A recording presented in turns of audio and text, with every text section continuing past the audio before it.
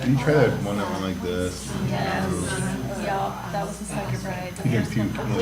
Oh, because I could just see that being bad. Yeah, disgusting and horrible. Yeah, that was on the source for quite some time. I think it's great. And everybody underneath them. And maybe people outside, who knows?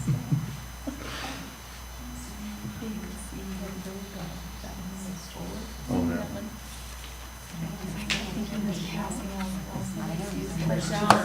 There's came off that ride really white. Right, because some of his buddies were like, oh, we're going on this one. He's like, yeah, Buddy, you're not Not you're okay. not built for that. That's funny.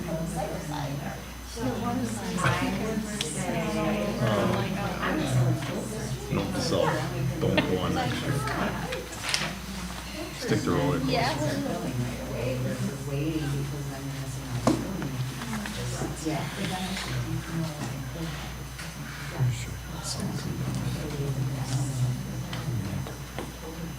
Okay, call the meeting to order. Let's stand for the pledge.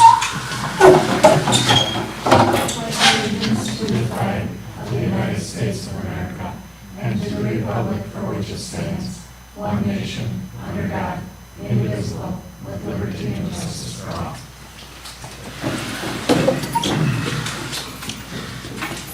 All staff is here except for Jenny, and all board members are here. This meeting was submitted to the Green Bay Press-Gazette on Friday, July 11th, 2025. The meeting notice was distributed on Friday, July 11th, 2025 for posting to the Bank of Luxembourg Home Office, Luxembourg Post Office, and Casco Post Office. The district's mission statement: we inspire minds, challenge students, and promote excellence. We are Spartans. I need an approval for the agenda. I'll make that motion. Motion by Alex, I'll second. second by Brandy. All in favor? Aye. Opposed? Motion carried. The Board of Education recognizes the value of public comments on educational issues and the importance of allowing members of the public to express themselves on district matters. Prior to making a public comment, individuals must announce their name, address, and group affiliation. Each speaker's comments are limited to 3 minutes. All statements are to be directed to the presiding officer. No person may address or question board members individually. Speakers should not expect an immediate response or reaction to their comments. Do we have any speakers tonight? Seeing none. The next meeting dates, August 20th, 2025, September 17th, and September 17th. September 17th has 2 meetings. The first meeting is with the municipalities, and the second meeting is with the board. All meetings are held in this room. Board administration opening comments? Anybody? It's summer. Yes. We did meet today, and we went over our evacuation and reunification plan with the district safety team over in Casco, which is where reunification would occur. And so we had them, we started working on it last year, and then we wanted another set of eyes to take a look at that. And so we're going to take their suggestions, put those in the plan, and we'll be training staff during that service. Linda, if you want to take a bus ride, feel free to join us. We'll let you know where to jump on. Pick her up on the way. Yeah. You gotta make it to the rally point, sorry. Well, you're wrong. You must be coming through 54. See, you could even stop at the highway department, maybe use their facility.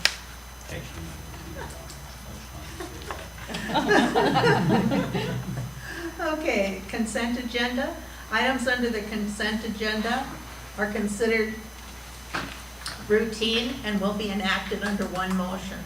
There will be no separate discussion of these items prior to the time the board votes unless a board member requests an item to be removed from the consent agenda for separate action. Do I hear a motion?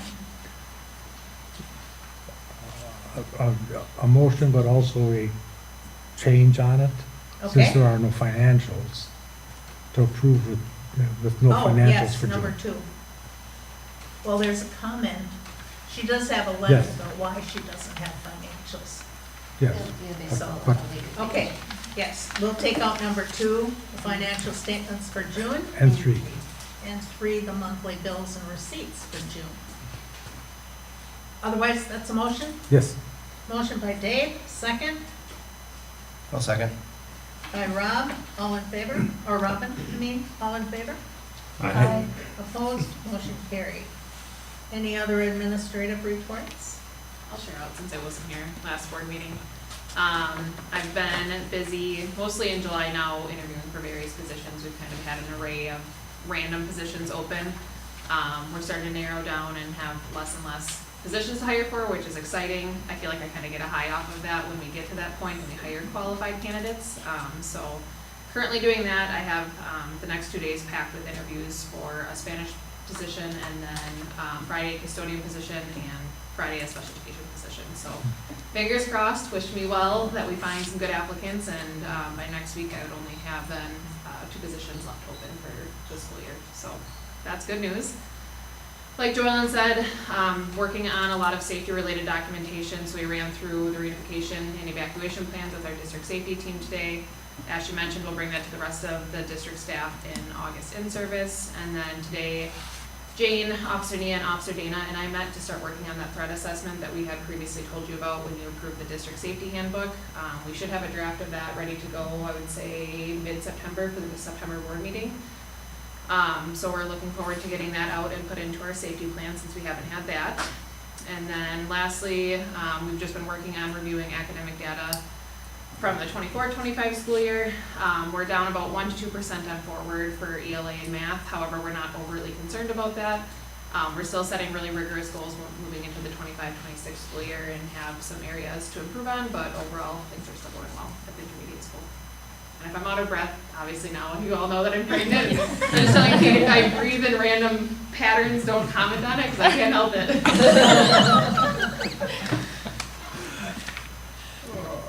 Okay, anyone else? I don't have a lot to report on. I just did a little bit of interviewing, still have 2 para positions to fill, so we'll be interviewing for those soon. Otherwise, I feel like I wasn't here very much in June, between recovery and using up some vacations. Filling some positions still. You'll be having the library aide to act on for next time. I just wasn't able to get that to you by the time the packet was due, and got that verbal and the background check recently. We have either a special education or a reading intervention position to fill, depending on which that ends up being for last month. We interview an ML or EL aide tomorrow. And as of the message I sent out today, looking for some coaches, a number of them, especially volleyball. Yeah. Summer's good. Lot bigger exhale this summer than last summer, that's for sure. Same bold, we're still looking for a special ed teacher. Had one hired, but felt a greater calling to go to the Coast Guard. So I can't fault him for that at all. So looking for a special ed teacher, a paraprofessional. Other than that, really just starting now to get ready for the start of next school year, which is hard to believe that middle of July it'll be here before we know it. So starting to prep for next year already. And you're all ready to go. You have a year in your. Oh, yeah. Breeze. I can echo much of what everybody else said. I feel like staffing is definitely the priority right now and trying to fill those special education roles and paraprofessional roles. As you heard, most of our openings are special ed related, so been busy trying to work on staying on top of that and finding some quality candidates. Also looking ahead to next year, really starting to plan the special ed in-service that's coming up. We are partnering with CC7 to provide some professional development around some engagement and planning pieces. So I've been trying to lay the groundwork and have some meetings in preparation for the school year with them and getting that up and running. And then that broad assessment training that we had attended and trying to get plan together and organize for stuff. Okay, 2 seconds. New teachers are coming in and we're preparing for them.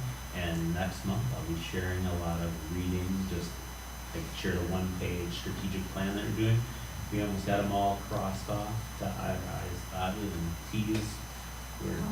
So a lot of teachers are working real hard. They had their second meeting already this school year about the data and what they want to do differently, and they were sharing ideas and at the local grade level. So it's really, that's where a lot of the changes have been. So I'm just proud of them, right? Like it takes a lot of energy and a lot of excitement, and to look in the mirror and say, well, I need to do differently. So. Oh, I'm working on a lot of stuff. Closing out the books, prepping for next year, trying to finish this year. That's it. I was gonna say the auditors must be coming in this month. But yep, they come July 30th and 31st. So everything has to be like there within a week before they come on site. So, full time. Crossing your T's and dotting your I's. Yep. Okay, discussion item, naming the football field. So Jenny is in the building, but she's doing some professional development with her coaches. And I said, can you sneak out about 7:15? And she said yes. So it's about 5 minutes.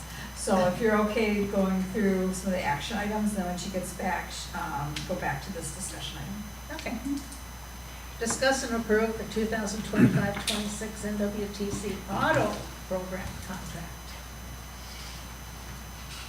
So nothing is different, it's just a contract because we only allow our students, or I shouldn't say our students, high school students to participate in that program. Outside students are not allowed to participate. Students have graduated, Right. so. Okay, motion? I'll make a motion. Motion by Alex, second. I'll second. Rob? No, Robin. He raised his hand. Robin. Motion's been made and seconded, all in favor? Aye. Opposed?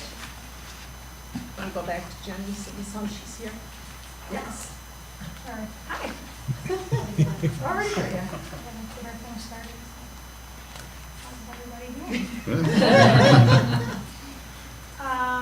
Okay, so as we started planning the thing for Steve, and Bob had stated that Steve had such an impact on so many aspects of our district. We were wondering if that was the proper way to encompass everything that he's done for the district by naming the football field, or is there another way that would be more encompassing because of the impact he did have on not just football, but he was principal and just so many things. And some of the other discussion was like he wasn't a head coach. I don't know if that matters or not. It's just something that came up because he really never was a head coach for us, but I'm not sure that matters. I mean, again, the impact the guy has had has been enormous. So those are just some things that got me wondering that, and we officially didn't make a vote. We just had a discussion on it. And so I would suggest we look at our policy to make sure we're following it, number one, right? And then do an official vote. Because I think some things are going to come down the road eventually, right, for naming other things. I want to make sure, because the Fred one was kind of thrown at us, right? And I want to make sure we're going to have proper things to follow in the future for naming things. So I think that's going to come. So I had the thing ready to go, right? I wasn't sitting on it, but these things came up and I wanted to have a discussion with you before making that final. And if we do the naming of the field, we probably have to do it. We only have 4 games this year, so it makes things really tough, right?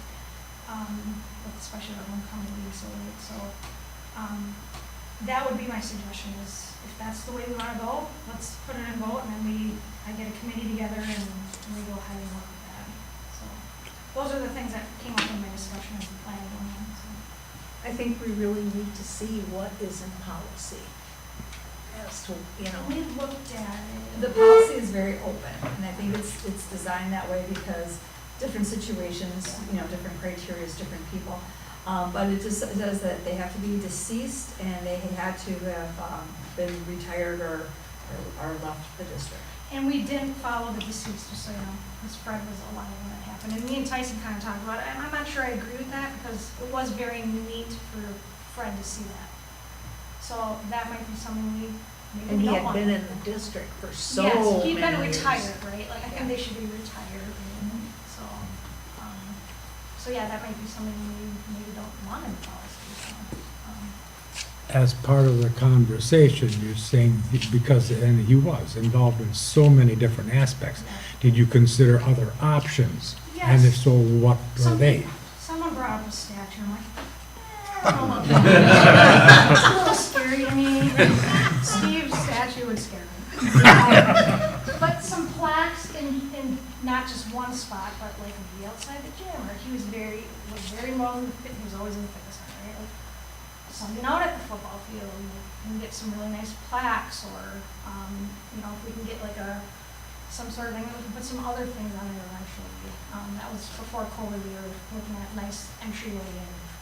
So it would cost probably some money, but, and I'm not saying, I don't think anybody's saying to not name the field after them, but just are there some other, So it could be in addition to the field, which, could be, or like, hey, you know, do we want to consider, because, you know, and maybe naming rights down, do we want to keep that open for, if we get a sponsor?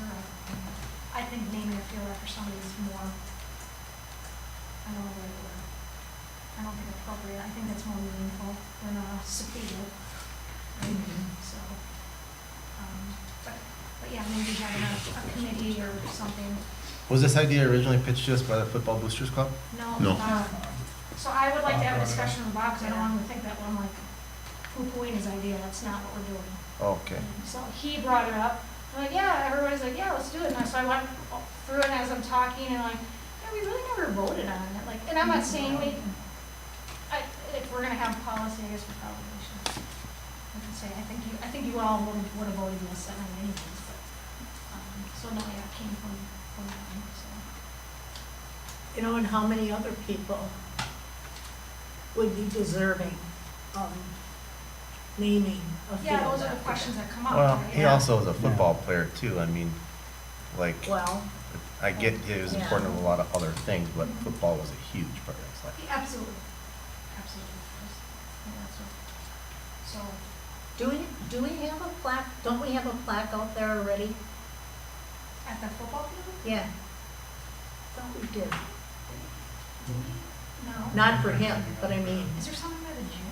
No, that's just the dedication. I don't think so. Isn't there one, See, I can't think of anything out there. wasn't there one, like in your lobby area for There is. the previous principal? Jim. Oh, Oh, yeah. Okay. It's called like Kiefer's Court or something, Oh, right? yeah. The lobby-ish, the little entrance way or And it whatever. has like a bronze They did that right flag. after he retired. That's so something like that. We could, I think that would be Just nice. the primary school just Yeah. did it, the staff kind of Okay. did it themselves, I think. I don't so think yeah, that that was a would, we board. could include these things, because again, that was done. Yeah, because that Because you want never honor, came right? to the Cause board. he didn't pass while he was still working. No, No. no, it was a couple years, it was a year or two later, but And he, isn't there that was something on named the gazebo? before Or I even wanted to know. Yeah. They kind of, I think the staff kind of did that as a going away Right, but we're present not on one of the kind of, last days of school. stuff was kind of like, Yeah. benches and Yeah. stuff, because we Mhm. maintain them. I I don't like think the that ever idea of the changed. plaque, like for Mr. Kiefer, doing something like that. Yeah, maybe we can put a committee or something, you know what I'm saying, I can bring some ideas that people have, or, and ultimately it is your vote, and we do the field and something else, but I would like to have it so they don't think I'm just throwing this out there. Okay, Bring it back for August. yeah. As an action item, not just discussion, I Right. think, yeah, good on that. Yep. Things together. You have some more. Hard things. Yes, we have some other talks, but I think we could do a better Wasn't job there of something those. done for Fred Yagodinsky? For. Baseball. Yeah. Yeah, baseball. Not, we do have a Hall of Fame, by the way. That's why I'm thinking, well, We voted a Hall of Fame right before COVID, and COVID happened, and we haven't done the Hall of Fame. So we do have one We approved it right before COVID. Yep. And obviously COVID didn't. But what I was referring to Oh, was. I understand. But Yeah. there's coaches association, so, Yeah. so yeah, we can encompass Okay. that. Let's go back to discuss and approve the 25-26 NWTC diesel program contract. It's the same as the auto contract, specifies the amount of students that have to participate in it. If we don't have enough students to participate in it, all the schools have agreed to, based on their participation of the program, add, pay the additional cost. So, because they want their students to be able to have first dibs to be able to participate. So I had a conversation with the superintendents, about that, and that's what they said. And so all the 4 schools kids get options first. There is another school, in Green Bay, that's a charter school, that is interested, but they haven't gotten back to me, and so, well, maybe, and they're just very slow at making a decision, so. We had space, so we would have taken the students at that time, so. So we added a process for that this year. Okay. I'll make a motion to approve. Motion by Jenny, second. I'll Second. Second by Brandy, all in favor? Aye. Opposed? Motion Sometimes things for everyone. You gotta be- Online. Discuss and approve the notice of academic standards for the 25-26 school year to meet state statute 120-12-3 regarding the notification of the district's academic standards pursuant to action 120.12, section 13B of the state statutes of the list and description of student academic standards that shall be in effect for the 25-26 school year, as said list has been presented in written form in the board's packet of supplemental materials for this meeting, with said academic standards representing the board adopted standards that are required under section 118, section 30, 1G and A of the state statutes, as well as the board approved standards in the additional specified academic content areas. Who wrote that? I blame him. Oh, I learned, oh, no. I would've just said item C. And this But is you're what making we've one seen or two last items year and again. approved. Yeah. Every year we keep it up to date. I think the only thing is you did blue ink this time. I don't think you usually put. Oh, that's showing that there's links to all the documents I if know, you're but I really mean, excited yeah. about it. Yeah. but you- I'm just saying. Yeah. I'll make a motion to Sure. approve item C. I'll second it. Motion's been made by Alex, second by Dave. All in favor? Aye. Opposed? Motion carried. Discuss and approve homeschooled out-of-district student to participate and take classes in LCSD YA program. So we have a homeschooled out-of-district student that wants to participate in our YA program. So according to the part-time attendance law, it allows homeschooled students to attend a school, public school on a part-time basis. The school district is required, with space permitting, to allow pupils who are enrolled in the homeschool program to take up to 2 courses per semester at any public high school. So even though he's out of district, the verbiage for homeschoolers is any public school. That's why they can come here. They have to satisfy the minimum standards for admission to the course, and that if needed, they need to do a fee for the course and pay for the parking permit. So we have this request. We have room in the program that he wants to enroll in. So, And I believe he lives in Dykesville. No. Oh, wait. That was gonna be my question, are they out of district because they're Yeah, homeschooled or Lance because they live out of the district? they live out of the district. They live in Green Bay's district. Yeah, Vans Lane. Why wouldn't they, Why aren't they going to Green Bay? They don't have to. no, I mean, So so there's a couple of them then. if they're petitioning to us for the YA program, why wouldn't they petition to a school that they're in district of? It's their choice. Because the law for homeschoolers is that they can attend any public school. Now, the same kind of rules exist for private schools, But with private schools, like if they were going to, what's a private school in Green Bay? Notre Dame. Notre Dame. If they're going to Notre Dame and they lived in Green Bay, because they're going to a private school, they would only have this option to attend classes at Green Bay Public School. But the homeschool language in the law is different. We talked to DPI. Yeah, up and down I'm totally okay with the all over legalities, but does anybody know why us? Because we're just good.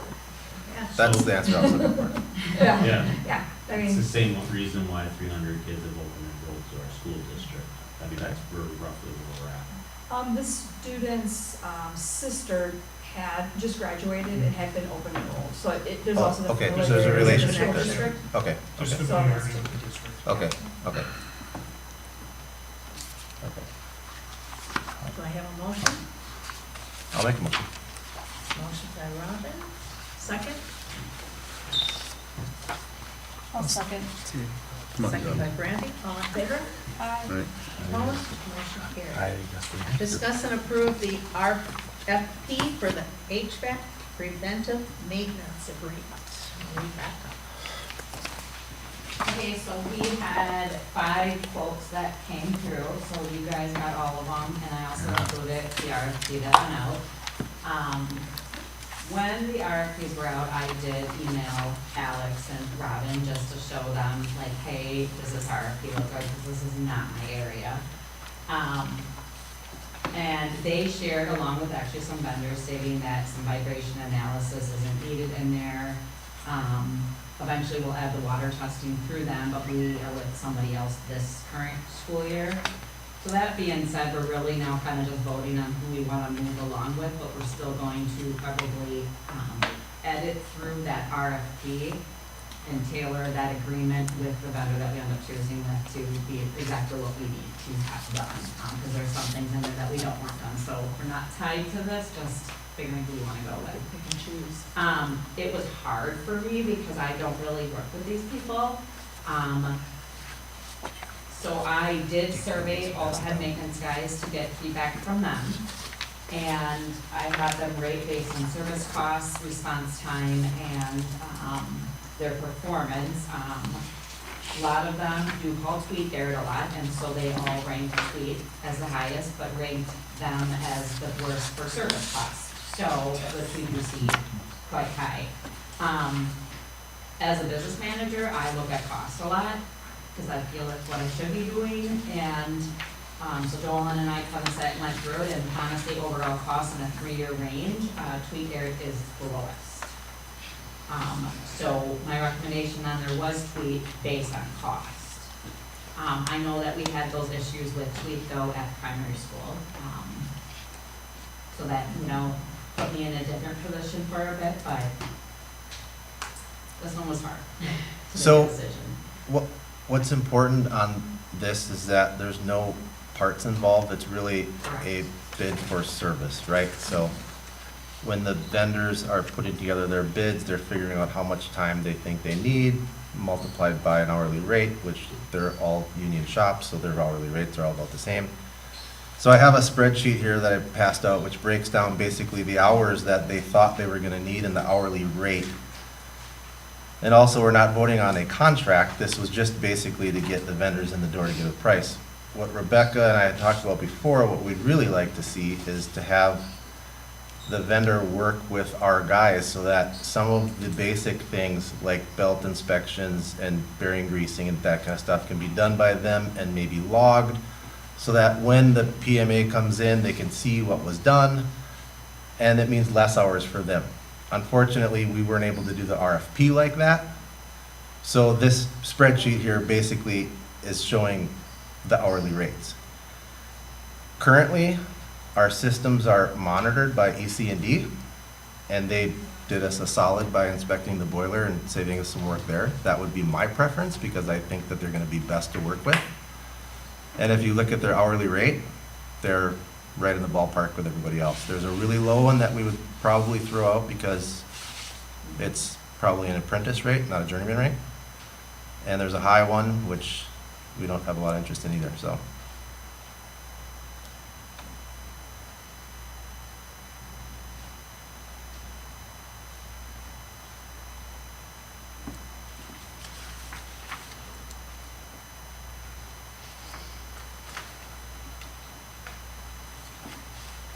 And there's a significant difference between tweet and EC&D per year, correct? And So, and in looking at hours, ECD's hours are, well.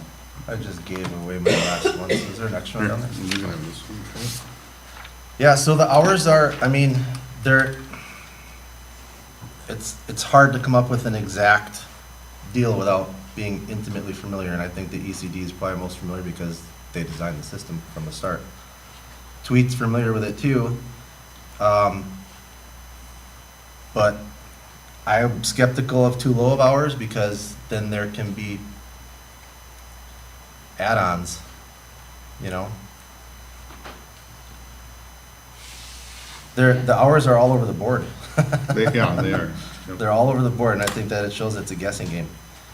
So I think that a good way to do a contract would be, this is your hourly rate, and this is what we pay per hour, and we have that contractor work with our in-house team to do what they can do. And the PMA provider takes care of water samples when we're off our current contract, and they take care of the more technical things, but the basic stuff gets done by our people.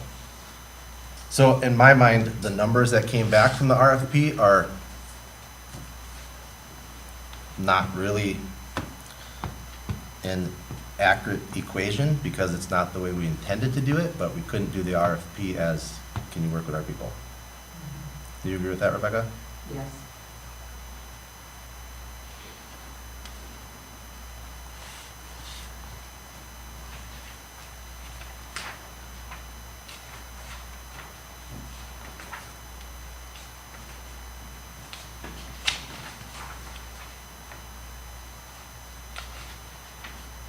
What do you know about IKM? IKM is the company that's working with us on the heat exchanger. They're trying to get a foothold in this area, and my concern with them is that they're not gonna have the manpower to do what needs to be done when it needs to be done. They really don't have any service people in the area. They're trying to get into this area. And I think they just started in Green Bay maybe a few years ago, like got a location in Green Bay. Right. They've done more, I think Minnesota it said, I'm not even sure, so they're just starting to come out this way. And the location is a small handful of people. It's not a big shop.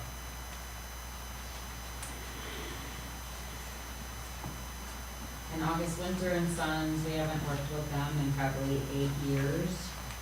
So they have not been here in a very long time. So it's always usually ECD is called or Tweet, really those are the two. I know August was fairly involved when we used to work at Casco, but that was a few years ago. You are correct, there were a few issues there, but you got this on Family. Yep. Something with coolant and they had leaks in it. And Right. we had, outside air exchangers breaking Mhm. and.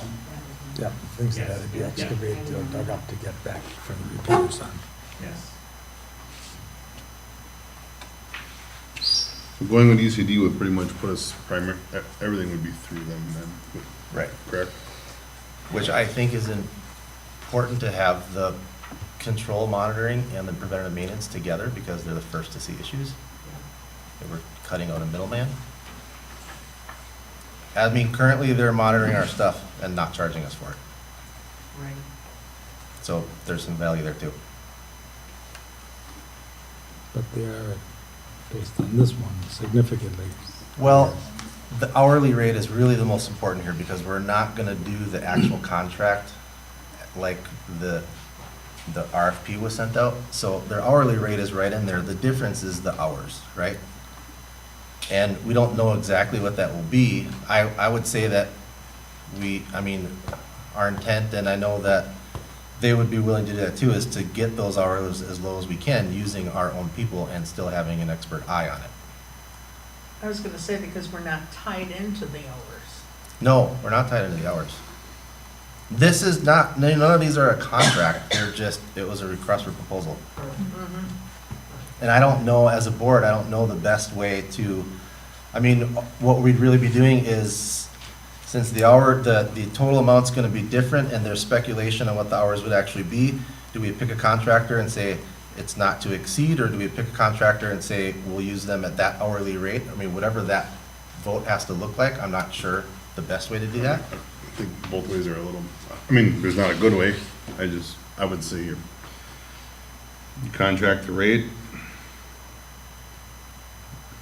Is that gonna be a per year, or is it gonna be a multi-year contract? I know This when is- our, well, yeah, when our. EC&D is here if you want to have that discussion with him. Well, that's not, I mean, that's up to us, how we, Right. And I think that it changes a little too. I think that if we involve our own people, it'll be heavier on the first year as we get our people up to speed and they figure a system that works out.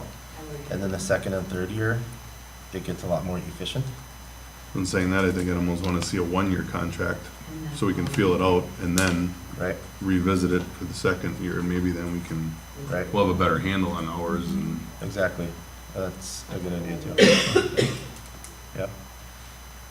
I think it will take a little bit of time to figure out a system that works with our guys and them. There needs to be some documentation involved, log sheets, that kind of stuff. So Alex, is that a motion to go with ECD, but a 1 year with an idea, or with, I would that say, they could go 2 and 3? I would say 1 year, and we revisit it next July.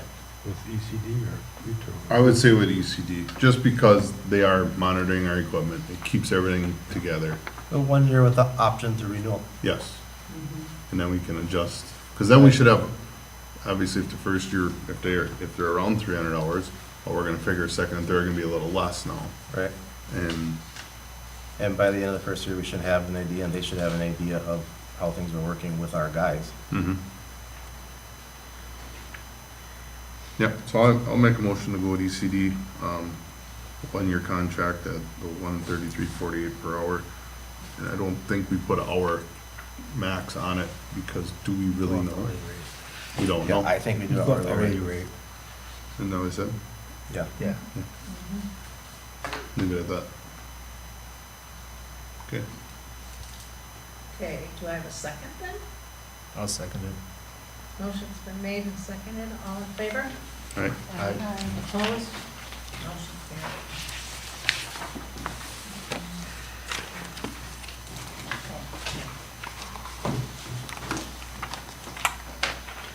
Discuss and approve revised 2025-26 co-curricular salary schedule.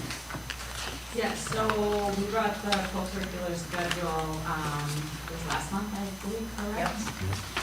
And then Todd did his, adjustment in middle school. And then after some conversation, I discovered the base was incorrect on it. Just maybe that's what happens when we're sharing back and forth, and I don't know where it came from. So it's actually a lower base. And that base is supposed to be 45,921. That is correct on the teacher stuff, though, just to be clarified. So it was only on the co-curricular sheets it was incorrect. So with that correction, it's actually a savings of 11,259.88. And I felt that it needed to be reapproved with a correct base on it and show you guys the new numbers. Motion? So moved. Dave, second? Yeah. Second? I'll second. Motion's been made and seconded, all in favor? All right. Opposed? Motion carried. Me. Yeah, Alex. Okay, discuss and approve intermediate school roofing patching. Okay, so, we received, Jim from the intermediate school received 4 bids, actually one came in today, but it was too late for the workshop bid, so, it's not on here. But I recommended going with Warner, just based on the work that they have done already for us. Their rate's been reasonable and they've been doing really good work. I still had Jim come to the meeting just because some of the bids he indicated to me were different, and I don't understand roofing either. So I didn't know if anyone would have questions, but it seemed like some of them was inspection and actually replacing because they didn't feel sealing that they could do it. think Jim felt like the patch and inspection was the right direction to go, because he goes, until you move some of those rocks, how do they not know? And then check for penetration areas, but, mine was to go with Warner, and he indicated that today too, but didn't know if you guys had questions. I think we covered a lot of this at our committee. Makes it usually when you just leave you guys everything. Do I have a motion? I'll make the motion. Motion by Brandy, second by Also, Concerned about that? Alex, Yeah. I'm concerned about the entire roof, yes. to go That's with gonna be a Warner. long-term project. right, So we, Quick question, what's the difference between an inspection and repair versus a patch and inspection? the Jim? inspection and replacement would be, No, an inspection and repair, oh, Great Lakes. so we looked at it as the Building and Grounds Committee Yeah. and decided not to initially go with the full repair because the cost was obviously significant difference. But the reason that we really decided that is because if you look at the roof from an aerial view, like 90% of the roof penetrations are in that area. And roof penetrations require maintenance, and they haven't been maintained. I mean, that's where you have sealants that crack and that kind of stuff. So the idea was, with the amount to spend to repair it and have those penetrations resealed, that material shouldn't be bad. It really should not be aged out. There aren't leaks in other areas where there aren't penetrations. That's kind of how the decision was made to do that. agree, Jim? The roof just from the heat and stuff just starts cracking, and it's hard to tell unless you look, actually dig into it and look. So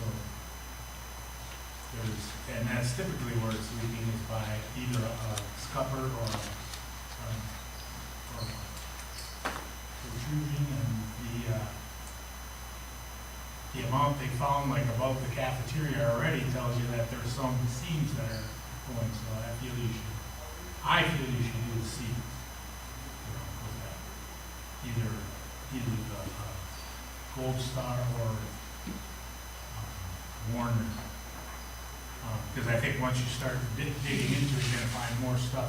Cafeteria roof's been leaking for a while, and now it's starting to gradually get worse, so, I feel that's the way to go. And then by getting all the other stuff done, because we found several, I think I gave, some pictures of like 8 or 9 different cracks or holes or whatever that they found over since like fall.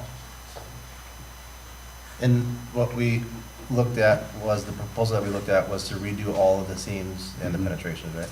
I believe that was, Yep, when he said Gold Star Yeah. and Warner, Gold Right. Star was the one that we referred to. Okay. And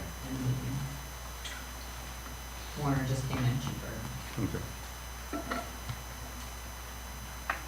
So we have a Okay. motion, So I have a motion and a second to go with Warner. All in favor? alright, Any opposed? Discuss and approve the middle school bleacher replacement. So Don Famry got 2 bids. He said he's not aware of any, third one in the area anymore. B&R Bleachers used to do replacements, they only do now inspections. So he got the Goodson Company and North Star Equipment. And this is just to do the lower portion of the bleachers, that balcony, eventually they're probably just gonna remove those bleachers for good. So this is just the lower half. So the approval was to go with Goodson Company, and the reason for Goodson, it was they, North Star does not, have the local permits approved with it, and Goodson does. So he was like, I'm going with Goodson because the permits and all that come with it. is that who did our high school? I actually wrote Nexus and asked, and they didn't know off the top of their head, and I just noticed he never replied to me, so I asked again, and so I don't know yet who did Okay, ours. I just remember we were discussing that we could Yep, stay with the 'cause I company. wanna know we was. too. Okay. I'll make a motion to approve Goodson Company. Okay, Alex has made a motion to go with Goodson Company. Do I have a second? I'll second. Second by Robin. All in favor? Alright. Aye. Opposed? Motion carried. Discuss and approve resealing the parking lot. Okay, so, I know on the original sheet, I said we had 2 quotes and he couldn't get a third. We did have a third, there was just some miscommunication, so I brought it tonight to update. SSI was the third one that came in at $166,426. Jesse would prefer to still go with asphalt seal and repair, for reasons of the type of sealing that they're doing. Do you want to explain more, Jesse? I know you called them to find out.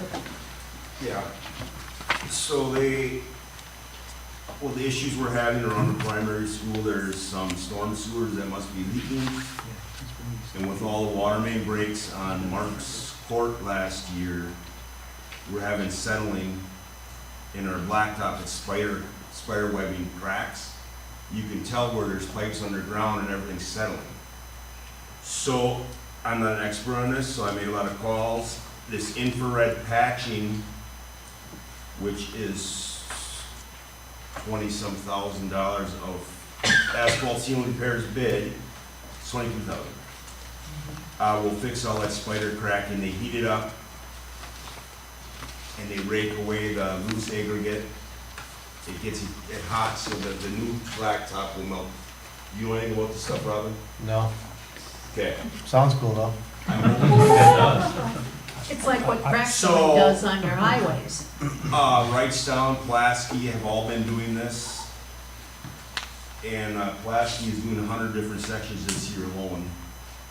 And they feel it's given them, the cracking doesn't show up for another 5 years. So with the cracks being eliminated, doing it that way, they seal over the top of it again, the water's not getting in. And another thing, the Kewaunee County had just banned coal tar that is part of the sealer on blacktop that makes it bond to the asphalt. So now what I'm being told is all the other stuff is basically painting it black. It'll be gone in 6 months. So all your striping and all that will be gone. So that, like, this here's $166,000, but that's inferior product. And this company they'll saw cut the cracks, blow it out, and put that rubber in there, whatever you call it. Where asphalt seal and repair actually cuts it out and they router the edges 3/4 inch deep. On each side, they router it, so when they put that rubber in, it has a shelf to sit on. So when the stuff shifts in winter, it still sticks, and that will not open up again. That's why their price is that much more. And it's up to you guys if you want to do the infrared, that'll save you, $22,000, but in my opinion is get it done. And the other issue is it's been so long since it's been in here and it has never been resealed, so all the plowing, the stone aggregate is showing through. So we need a product that's gonna stick to that and actually seal. So their product is a polymerized rubber with actually sand in it that sticks where the other stuff will not stick. And crack filling where you router around it will last a lot longer than those that just blow it out Yeah. and put the seal. I mean, it's the same thing on roads. Yeah, we had Midstate do it, they just cut it out and sealed it, and in spring I was picking up rubber everywhere. Yeah. I had that infrared done at my office, and that was the way to go, as far as I'm concerned, so. I'd make a motion to simply go with the ASI. ASI, whatever. Okay, Asphalt seal and motion repair. made by Dave, I will second that. To go with asphalt seal and repair. Hold on, I just have a quick question. When we looked at this in the Buildings and Ground Committee, what was the budgeted amount that we, 170? now we're looking at It's 270? on here, it was, Or 160. 157, which was based on a 2022 quote with a 15% increase. So it actually, yeah, Joelle and I put it on here that it actually was up 37% in over 3 years. We were guessing. from And we when do that have was- also have options, like the bus garage is pretty far gone. That's 17,000 just to seal it. Some parts are We could more. eliminate that, but then it's not gonna last at all. So if there's no plan on ever in the near future to get it done, we're gonna have to seal it. But if we do have a plan of, like the front of the intermediate school also, that section didn't get done, and It's bad here. that is, yeah, I don't have it itemized here. Well, and we had a list of things in case this was higher, right? That- Correct. Higher. This Well, was a higher one. a couple things that we talked about are not here, right? Yeah. Because of this, Yeah, okay. so. It is what it is. And it's better to do a good job. Just gonna do more next year. Yeah.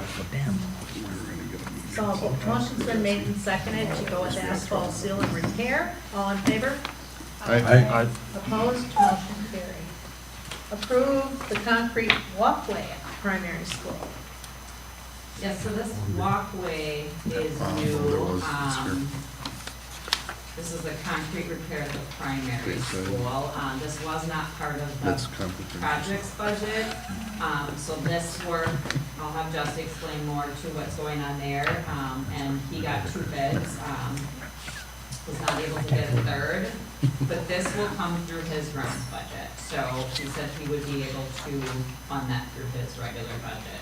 Do you want to explain what's going on with the concrete repair? Just have a lot of cracking, it's a safety hazard. And in that is also fixing in front of the intermediate, that ramp that's crossing to go to the sports complex, is only a 3-foot handicap ramp going down.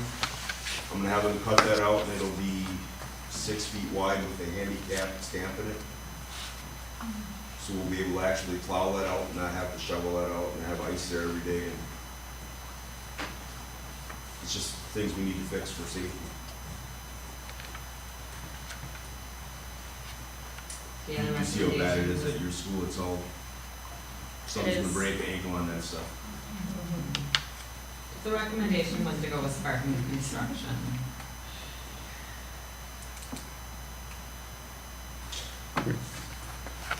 So I'll make that motion. Motion by Alex. Second by Jenny. All in favor? I Opposed? abstain, put me as an abstain there, Abstain. personal reasons.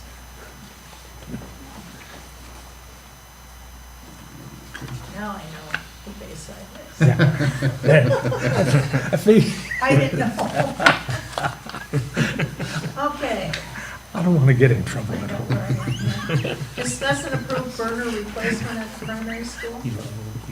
Okay, so, Jeremy from ECD, he called me, regarding the boiler repair update, so that was to put in, the refractories and then the new burner. So both burners had to be taken off to fix the refractories. And he called me right away saying, and I had him type it up for you guys too. When he took it off, it ended up being damaged worse than the first one. So Robin was not wrong when he said, I think we really should get 2 burners, and we held off because we didn't want to touch the other burner because it was in use. So there was nothing we could do, and it was running, so they said, let's leave it. Now that it wasn't in use and they discovered how bad it was, but we were talking going just with the funds that we have right now. They already won the bid for the first project. They've already taken it apart, so I recommend get the second burner, and I know I'm already working with Focus on Energy to get that rebate.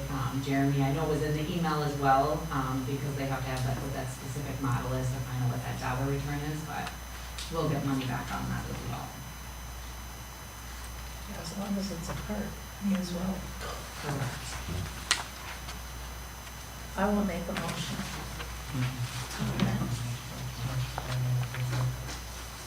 Do I have a second? I'll second. Motion's been made and seconded. All in favor? Aye. Opposed? Motion carried. Information items. So Bridging Brighter Smiles, they have a year-end report, and that's just for your information. I have a meeting with them next week. Seems like they're gonna be changing maybe a little bit of how they do stuff, and that'll be talked about at the meeting, but right now, we have about $790 in charitable services provided by Bridging Brighter Smiles. to help with the dental work and with our children that are low socioeconomic and would have difficulty accessing dental health care. It's really cool. It's nice that we can do that.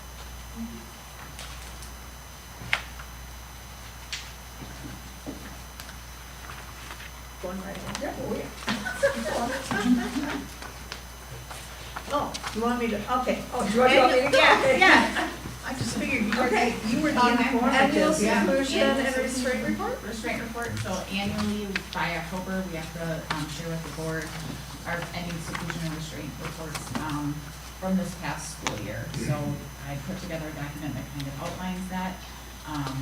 You'll notice, especially when you look at the graph, there was an increase in seclusions and restraint this year in comparison to last year, but when you look at the 4 previous years, last year seemed to be kind of an anomaly, that we didn't really have much. And we're kind of back to what those 2 previous years have been. A few things to just point out. Most of these, there was a seclusion and restraint, it was 1 incident, and both seclusion and restraint occurred. So it's not like there was 11 and the 13 and the 19 incidents is separate. A lot of them were the same incident where both seclusion and restraint took place. Delineated majority of students where this happened were special education. We do hold IEP meetings if there's 2 incidences within a school year, within 10 days that IEP meets. I will tell you for several of these, we had more IEPs than that. So if there was another incident, the team was meeting again and taking a look at it. After each incident, not only is a report filled out and sent home to parents, we also have a debrief meeting where we talk through what happened, what could we do better, is there anything we could have done to prevent getting to that point. Seclusion and restraint is always the last resort, and showing the user face imminent safety risk. But that does happen, and that's kind of where we are. Also, one other thing to just note, we had a student who was in alt placement for a while and then shifted to more being within our district, and so the total number, if you add it up, isn't correct because I didn't want to count that student twice. So that might be, it was not a math error, it's because the student was listed on there twice, both under the alt placement and in one of our buildings. That's kind of the data from this past school year.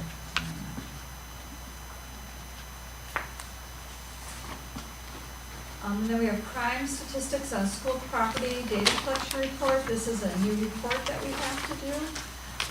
That is a state statute, Act 12, that requires schools to maintain and report statistics of incidents that fall under certain categories. There's 8 categories. It's homicide, sexual assault, burglary, robbery, or theft, battery, arson, use or possession of alcohol or controlled substance, possession of a firearm, or violation of a municipal ordinance related to disorderly conduct. And they have to be, these incidences have to occur during school hours, a school-sanctioned event that occurred before or after school hours, during transportation of pupils to or from school, if it's on property that we own or lease. And so I also gave you a copy of the form that we filled out for DPI, and you can see it's just pretty, it's just a raw number. And so Neo went through our data and came up with those numbers, and so the numbers I have written here are what we reported to DPI. So we will have to do that every year at the end of each school year. The alcohol, et cetera, that includes then, I assume, then the vaping and the tobacco also within those numbers?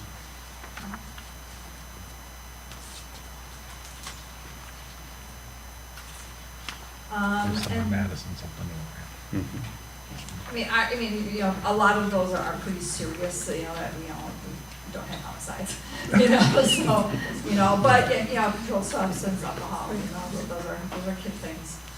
So those, yeah, like everybody else does. The next we have the 2005, 2025, 27 state biennial budget provisions for K-12 schools. This is just the preliminary information. I gave you the copy from the School Administrators Alliance, that, this was the most concise outline that I've seen so far about exactly what changes are happening in the state budget that directly relate to K-12 schools. And the cover sheet gave you a summary. So, a big takeaway is that this biennial budget did not fund K-12 schools to the level that would eliminate the need for LC to ask for an operational referendum when the current referendum expires. So we're going to have to go and do this all over again. The per pupil adjustment of $325 each year, and that was what Governor Evers said for the next 400 years. They left that alone, so that is still in there. But in the 23-24 year, to match inflation, we still needed more money. It should have been $393, and this past year, 24-25, at the estimated need to match inflation should have been $403. So we're still being funded under inflation, and now we're having that same amount for 2 more years. So again, we're not keeping pace with inflation, but it is better than nothing, because there have been years when the legislatures have just said, you get 0. So, you know, it is better than nothing. There was no increase in state's general aid to offset that $325 increase, so that increase will impact directly on local taxes, and that was a decision that they made. And so, again, I think that districts put in a really bad position, because usually we do get increases in state aid to offset increases in other areas of the budget, and it did not happen this time. We are a low revenue ceiling district. We reached our maximum of $1,100 per student, and so that is what we're going to have to remain at for another 2 years. So we've done that for the last 2 years, 2 more. Again, not helping with the inflationary increases of material supplies, utilities, wages, or budgets. There was an increase in special ed aid. We do currently make a transfer. We have to cover all of our special ed costs. And it was like What was that last year? yeah, last year we had 2.5, 2.7. So we transferred. It was 2.35. Okay, 2.35. That we had to transfer out of our regular budget to cover Fund 27, which is our special education fund. The last biennial budget, they had raised the amount of special ed reimbursement to 33%. However, they're doing it as a some certain reimbursement. So they said, they kind of look at the numbers, okay, 33%, okay, here you go, it should cost X amount of dollars. And then that's what they put in the budget, is X amount of dollars. Now, of course, obviously, special ed costs keep rising every year, which means we don't get 33%. So right now, after the last budget, we're really getting like 29 to 30%. Even when they came out with the budget, it's like, oh, we're gonna get 33. The same thing is gonna happen this year, or this time too. They gave us some certain, you know, so there is a pot of money that's supposed to be about 42%. But again, because it is not some sufficient, which is what we would really need, being some certain is a fixed amount, they're estimating that we're not going to get the whole 42. They're looking at like 39%, you know, over the next 2 years. High cost special education aid. This was a contention. This came out of Joint Finance Committee at the 9th hour. I don't know who thought of this. A quarter of the school districts in the state do not use high-cost special education aid. Because they're usually smaller districts that don't have high-cost special ed students. And so you automatically eliminated a quarter of the districts in the state from accessing this benefit. We will see a slight benefit because we do have some high-cost special ed cases. But again, this is that's some sufficient or some certain. So there's a certain amount of money, and that we're going to get reimbursed. Is it 90%? The second year is 90%. Second year is 90%. First year is 60%.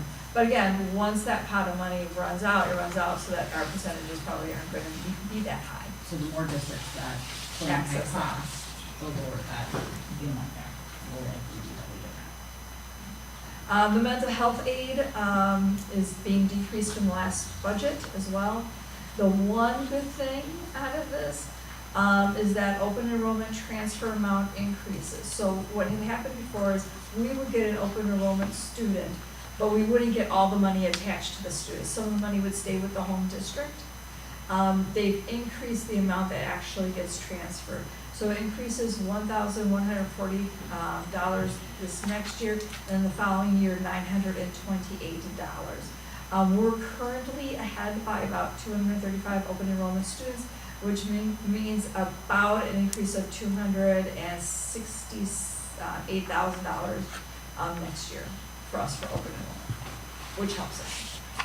So that was a good thing, but that was about it.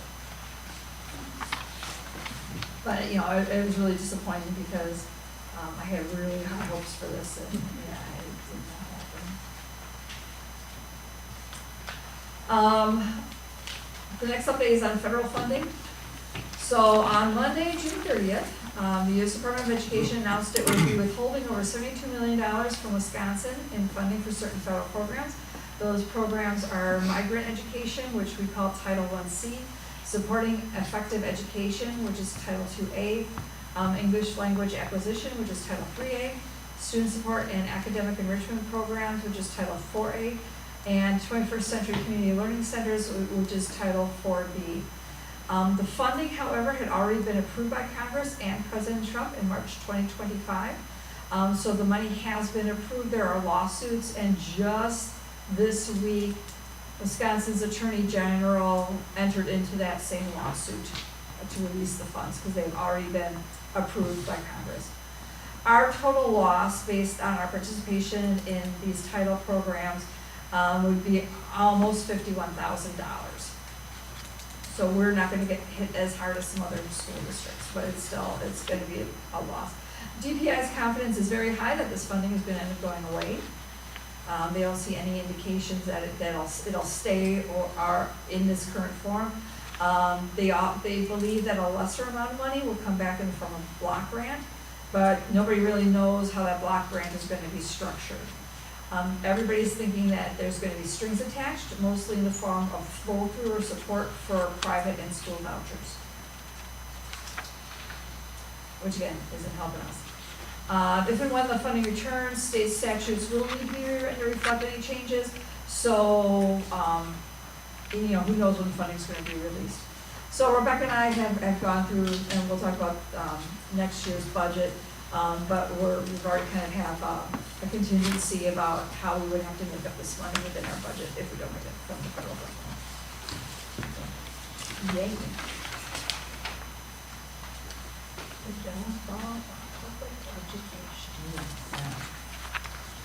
So I did pass out a prelim budget for 25-26. We try to do this now always in early July. But on the revenue page, for fund revenues, you'll see like all the asterisks of all the numbers that we do not have finalized yet. So this is very preliminary. Like she stated, we don't know any of the grant information. Property values don't come out till October. Pupil count in September, so this is all, some of it's going to be based on last year's numbers until we get final. We're right now looking at actually a surplus of $605,000 based on what we know right now. And Joellen and I are first like, well, where should we put that in the budget? And then we're like, nope, we're going to leave it in case to see what happens with the federal funds. Because right now we budgeted thinking we're going to get it all. So if we don't, then that surplus will cover those areas. The other thing I wanted to talk about is, so I do show what 24-25 levy rate is, and it was $6.51. Based on the information we know right now, I'm hoping to get into I have 707. To get to that number, our state aid is actually dropping a lot because we're not spending as much. So when we had the projects meeting, we talked about 658,000 surplus that will go into 25-26. We are also putting in 1.2 million into surplus, which is from the referendum that we knew we had to keep to be used for the third year because of the shortfall. So now you have that kind of money, and then plus I have an additional 300,000 excess that will all go into fund balance. If we let all that 2 million go in, we're gonna lose almost 900,000 in state aid. And when we lose that kind of state aid, property taxes go up and the mill rate goes up. I feel that I need to put the remainder excess in, so we're still keeping all the project money that the board talked about and agreed on.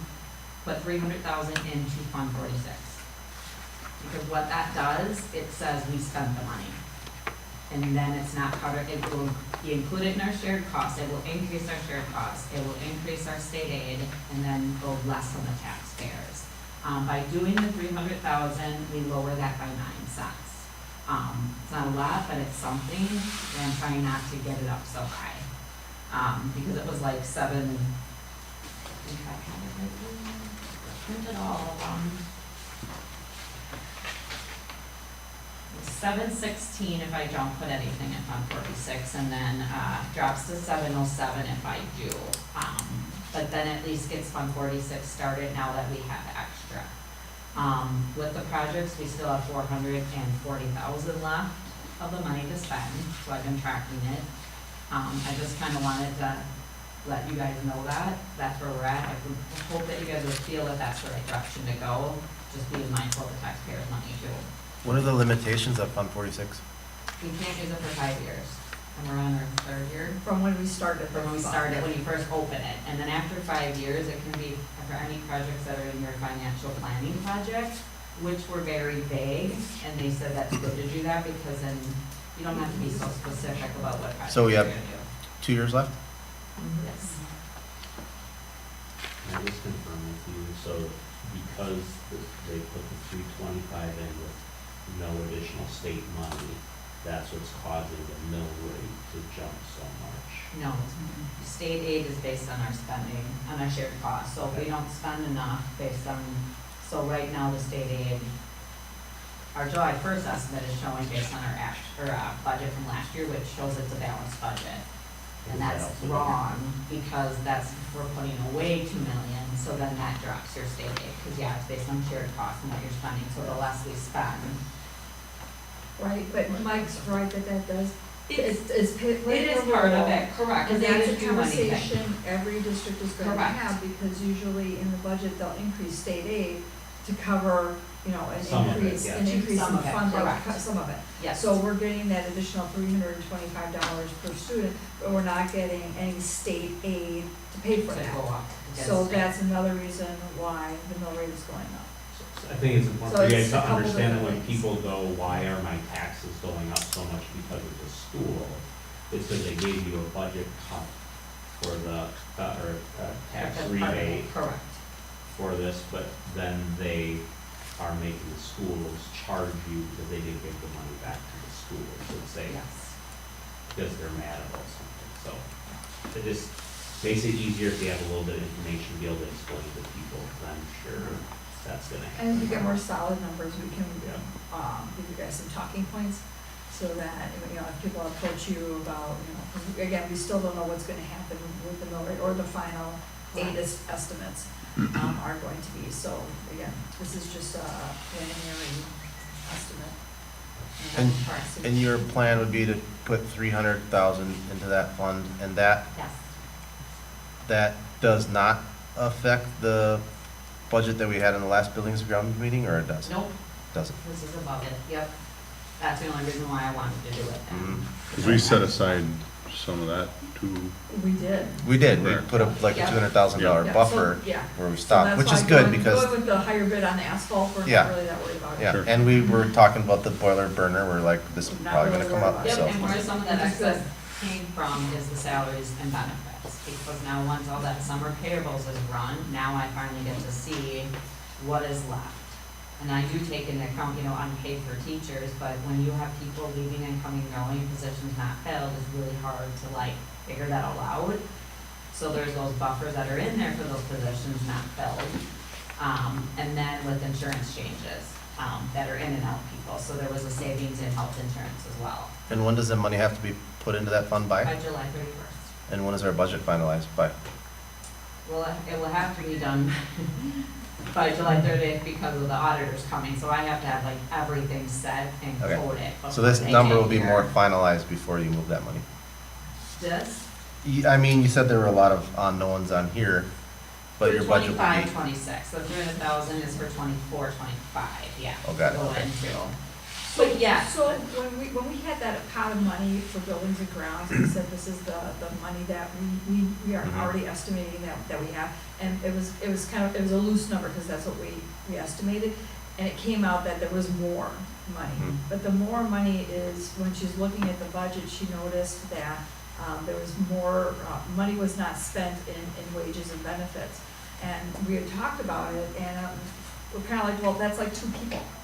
You know, because she's like, how do I tighten this up? And I'm like, that's 2 people. And we know that we had a custodian that was out, a full-time custodian that was out at the primary school. We had an ELL aide that also helped with interpreting, you know, left in the middle of the year and hadn't gotten replaced. So we have different positions. Some people go, we have people that were on their parents' insurance that now also go on ours, and vice versa. Or if somebody got married, we just had this happen today, somebody got married and said, oh, I'm going on my husband's insurance. Okay, so now we're taking, so all of these things happen throughout the year. So even when she's like, well, you know, she's feeling bad that there, you know, that there was a surplus, you know, really, it was 2.5 people total out of 357 regular employees. That's pretty good. You know, but it just ended up that there's this big amount, which is okay. Now, what ends up happening with our equalization aid, our equalization is what is called shared cost. And shared cost is kind of what did we spend last year? So what happens is that if the district starts spending less, it'll catch up the following year and you'll get less equalization aid. If you start spending more, you get more equalization aid. But equalization aid is also tiered. So everybody gets first tier, some districts get second tier. When you hit tier 3, you actually start losing equalization aid. And so your sweet spot is somewhere at the high end of tier 2, you know, and so that's where we kind of want to be with our shared costs. And so, you know, it's complicated the way you look at it. When we put money in Fund 47, the state looks at it as like, oh, you spent it. When we put it into fund balance, they're like, oh, you didn't spend it. So that impacts the shared cost, which impacts the equalization aid. And so that we're getting a little bit caught in that now, because when we did the referendum, we did, you know, a certain amount every year for 3 years, just to make things easy for people to understand what we were doing. And what happened is the first year, basically we over levied a little bit. And then what we did is we took that over levy and we invested it. Our second year, we're right on, you know, what we needed. And our third year, we under levied. So we're gonna take the money and the investment from that first year to make up that deficit on that third year. So we had to put the money somewhere. The only place we can put it is in fund balance. Okay, so it looks like it's not getting spent. Now, next year, when we have to pull that and we have to spend it, our share costs are gonna go up again. And so then we're gonna have to be careful that we don't hit tier 3 in the equalization aid and start getting negative aid. Thank you. Question on 46. Yes. That 5 years, is that from when the fund is begun? I was Mhm. Yep, with yep. the understanding that it went based on the years that certain dollar amounts went No, in. when they first approve it, and then you put money in it that first time, because you have to actually put money to get it started. Correct. And then it goes from that date, just when that first Yeah, I deposit think goes it was in. $100. Yeah. And that's why we only did $100, just to Right, get to it start, started. yeah. Okay, so if we put 300 in, that's still grandfathered back to the first year. Correct. Okay.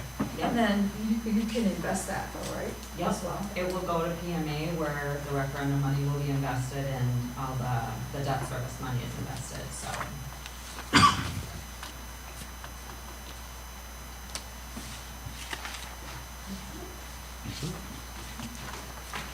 I have a question.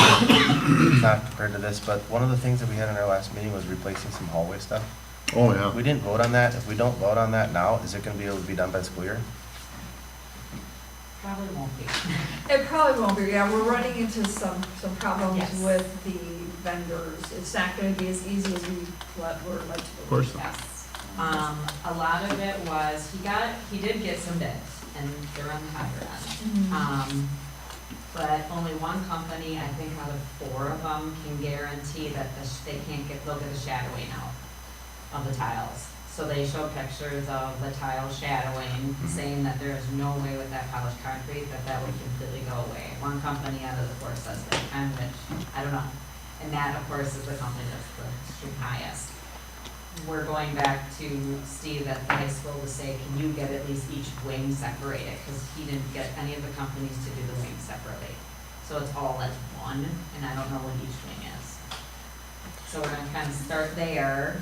And the quote did not have the tile removal.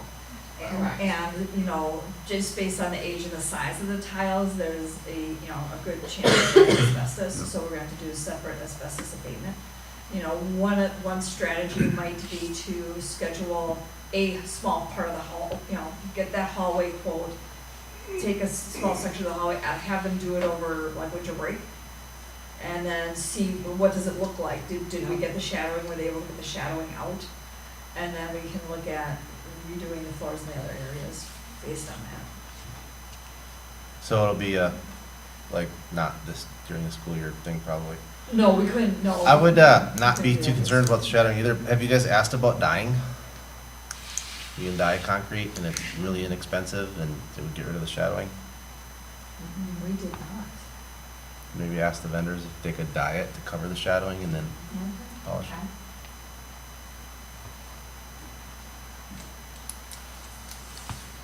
Anything else?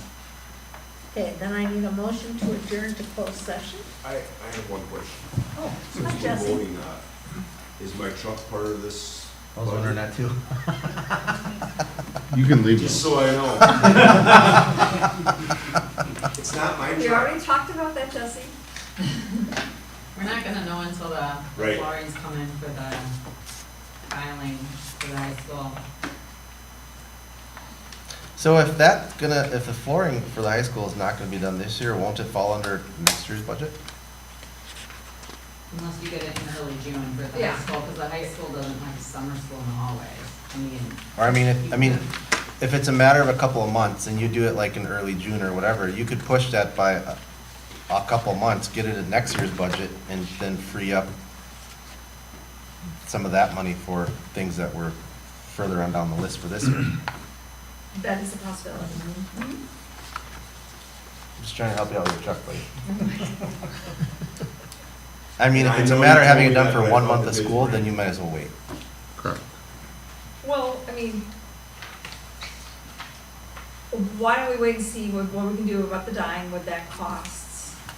How, if we do a test hallway, what does that all work? How long does it take to do? Because there were certain corridors that were worse than other corridors. We Right. kind of said, well, if that's going to be the price, we're going to do all. And now it's kind of like, well, probably not. We could re-meet So on let's that get some too. more information. Yeah. Yeah, as you guys get information, and we could meet on that again, or Mhm. whatever. Okay, I need a motion to go to closed session. I'll make that motion. Motion's been made, seconded. Motion's been made and seconded, all in favor? All right. Opposed, motion carried.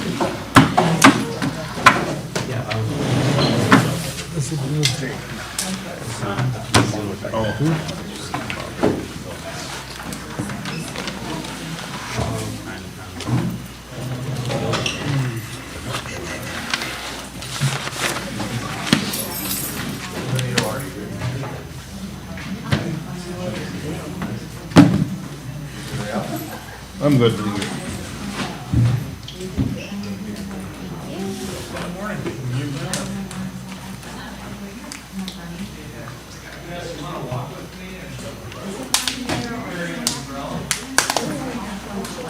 gonna go with 2. But then again, I've been thinking all day with some of these It was humid out there, you gotta have the AC on high.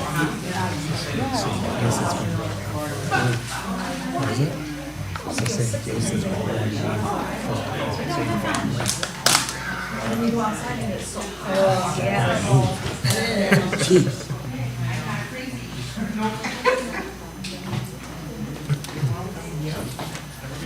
Done. Thank you, Tana.